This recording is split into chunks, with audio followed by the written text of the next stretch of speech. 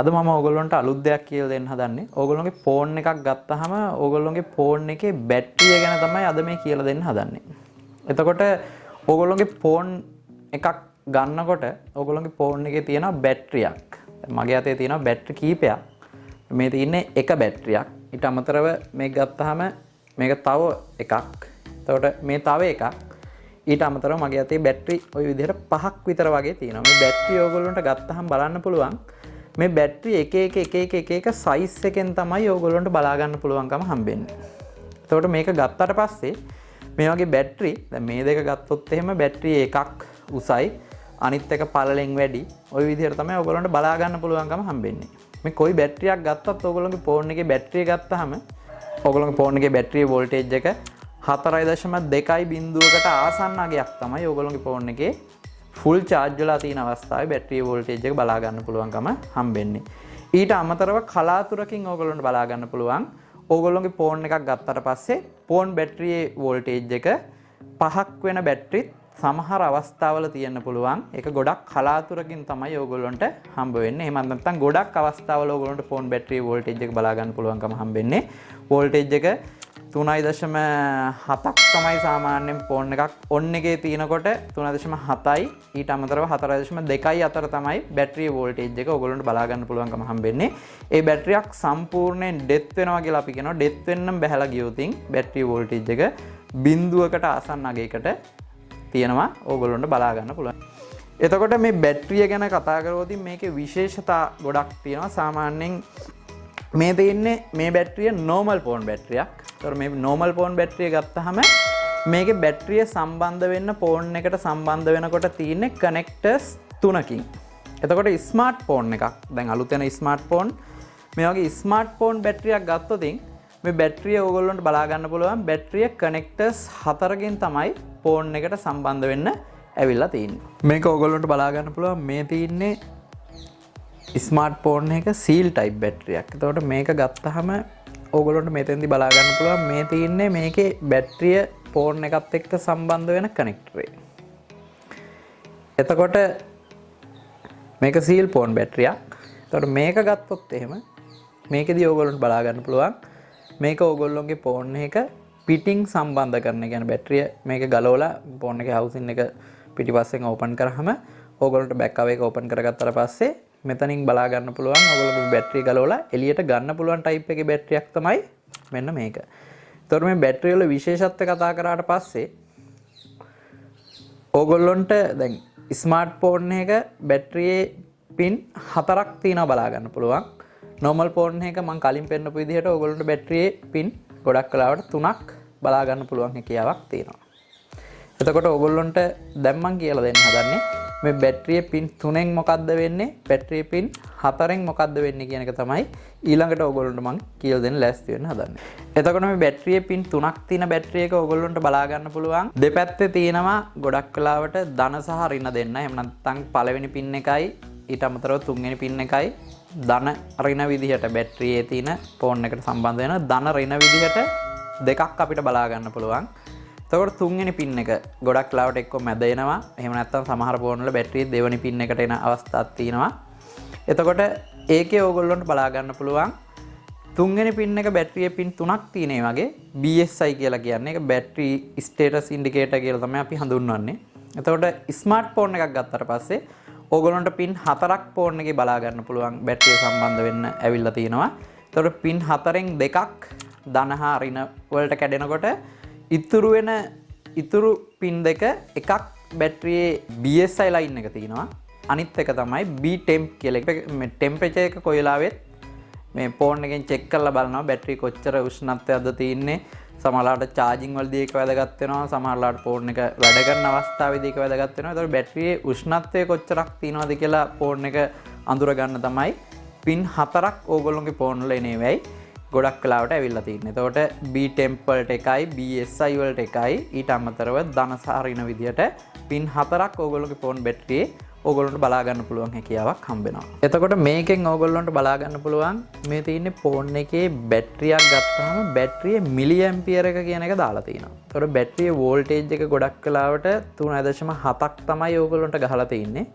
එතකොට 3.7ක් ගහලා තිබ්බට මේක සාමාන්‍ය බැටරිය ෆුල් charge වෙද්දී ඕකේ voltage එක 4.2 බිඳුවකට කිට්ටු වගේකට එනවා.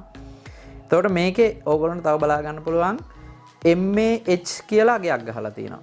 ඒ MAH කියලා අගයක් ගහලා තින්නේ මේකෙදි ඒ තියෙන බැටරියේ කැපැසිටි එක. එතකොට මේ අගේ යම්කිසි ෆෝන් බැටරි එක වැඩි නම් මේ අගේ වැඩි වෙන්න ඕගොල්ලොන්ගේ ෆෝන් එක charge එකේ තියාගෙන කරන්න පුළුවන් දේවල් ප්‍රමාණය වැඩි. උදාහරණයක් විදිහට කිව්වොත් ෆෝන් එක එකපාරක් charge කරාම ගේම් ගහන්න, ඉන්ටර්නෙට් යන්න, වීඩියෝ බලන්න, සින්දු අහන්න, ඒ දේවල් කරන්න පුළුවන් ප්‍රමාණය වැඩි වෙන එක තමයි මේ බැටරි කැපැසිටි එක වැඩි වෙන්න ඕගොල්ලොන්ට පුළුවන්කම හම්බෙන්නේ.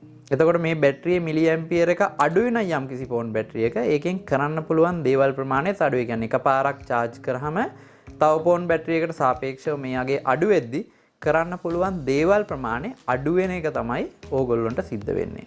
ඕගොල්ලොන්ගේ ෆෝන් එකට අදාළව ඉන්ටර්නෙට් එකේ සර්ච් කරන්න. ඒ සර්ච් කරාට පස්සේ ඒ ෆෝන් එකේ තියෙන බැටරියේ මිලි ඇම්පියර් එක කොච්චරද ඒ දේවල් ඕගොල්ලොන්ට බලා ගන්න පුළුවන්. ෆෝන් එකේ ඩීටේල්ස් බලා ගන්න පුළුවන් ෆෝන් මොඩල් එකට අනුව සර්ච් කරාට පස්සේ.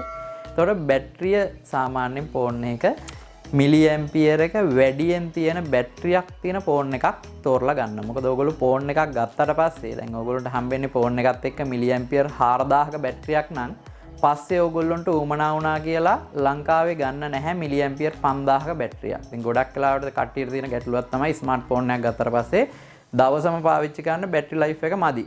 එතකොට බැටරි ලයිෆ් එකේ ගැටලුවක් එන්නේ නැහැ. ඕගොල්ලෝ ගන්නකොට ෆෝන් එකක මිලි ඇම්පියර් එක වැඩි ෆෝන් බැටරියක් තියෙන ෆෝන් එකක් තෝරලා ගත්තොත් ඕගොල්ලන්ට ඒ ගැටලුව අවම කරගන්න පුළුවන් හැකියාවක් හම්බ වෙනවා. එතකොට අනිත් කාරණේ තමයි ඕගොල්ලෝ ෆෝන් එකේ බැටරිය ඩැමේජ් වුණාට පස්සේ බැටරිය පාවිච්චි කරන්න පුළුවන් වාර ප්‍රමාණයක් තියෙනවා. වාර ගාණක් තියෙනවා බැටරියක් පාවිච්චි කරන්න පුළුවන්. ඒ කියන්නේ ඕගොල්ලෝ ෆෝන් එකක් charge කරනකොට දිගින් දිගට ඒක charge කරන්න පුළුවන් සාමාන්‍යයෙන් ආසන්න වශයෙන් වාර 1000ක් වගේ ප්‍රමාණයක් තමයි බැටරියක්. ඊට පස්සේ බැටරිය අපිට අර මුලින් තිබ්බ performance ගන්න හම්බෙන්නේ නැහැ. ඉතින් ඒ වගේ වුණාට පස්සේ ඕගොල්ලන්ට සිද්ධ වෙනවා බැටරියක් මාරු කරගන්න. ඒ මාරු කරනකොට ඕගොල්ලන්ට කඩේකින් බැටරියක් ගන්නකොට ඔරිජිනල් ආපු බැටරිය වගේම බැටරියක් ඕගොල්ලන්ට කඩෙන් ආපහු ගන්න හම්බෙන්නේ නැහැ.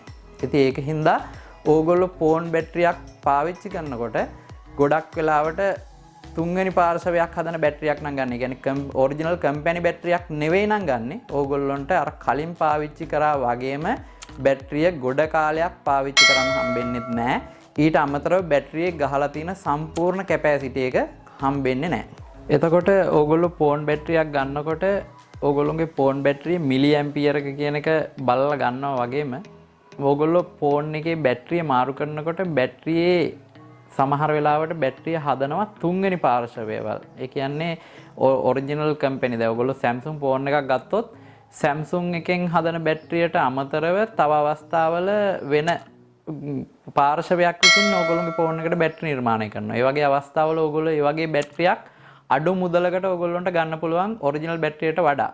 එතකොට ඔරිජිනල් බැටරිය සමහර ලාවට රුපියල් 2500ක් 3000ක් වෙන අවස්ථාවක ඕගොල්ලන්ට නෝමල් බැටරිය, ඒ කියන්නේ තුන්වෙනි පාර්ශවයක් විසින් නිෂ්පාදනය කරන බැටරිය ගොඩක් අඩු මුදලකට රුපියල් 800කට 700කට රුපියල් 450කට වගේ මුදලකට එක එක ෆෝන් වල බැටරි ඒ වගේ අඩු මුදලකට ගන්න පුළුවන්. ඉතින් ඒ වගේ බැටරි ගත්තට පස්සේ වෙන දේ තමයි කාලයක් පුරාවට අර ඔරිජිනල් බැටරිය පාවිච්චි කරා වගේ කාලයක් පුරාවට ඕගොල්ලන්ට මේ බැටරිය පාවිච්චි කරන්න බෑ. එතකොට ඕගොල්ලෝ ෆෝන් එකක් charge කරනකොට ලයිෆ් ටයිම් එක ක්‍රමයෙන් අඩු වෙනවා. ඒ අඩු වෙනකොට ඕගොල්ලෝගේ ෆෝන් එකේ අර ඔරිජිනල් බැටරිය වගේම කාර්යක්ෂමතාවයක් ඕගොල්ලෝගේ තුන්වෙනි පාර්ශවයක් නිෂ්පාදනය කරන බැටරියෙන් ගන්න බැරුව යනවා.